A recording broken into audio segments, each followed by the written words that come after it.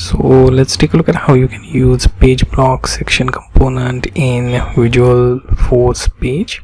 Okay, so log into your Salesforce developer account, and here we go to this setup and then developer console. Okay, developer console should open in new window.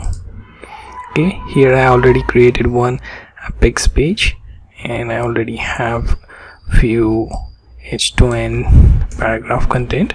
Now I'm gonna replace that with, let's say, Apex, and then we will use page block title. So let's scroll for that and choose page block, and here we use title. Okay, and you can choose title something like, let's say, section title.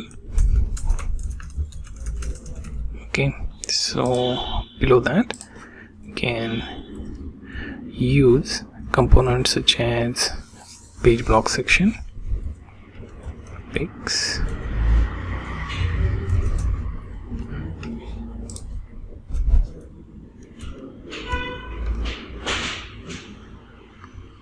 okay. Now let's name this something like, this is page block section content, and also we can add title here. So let's say title like in Salesforce PB. Okay, right, make sure both these tags have this ending tag. Okay, and you can add any other content that you wish to in between this.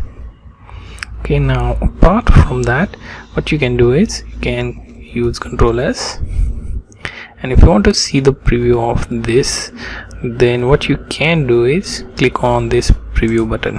That should open new tab. Okay, and here you see your section title and content below that section. Okay, if you click on that, you will notice that it hides that section. So you get the idea how to create section component with Visual Force page in Salesforce developer.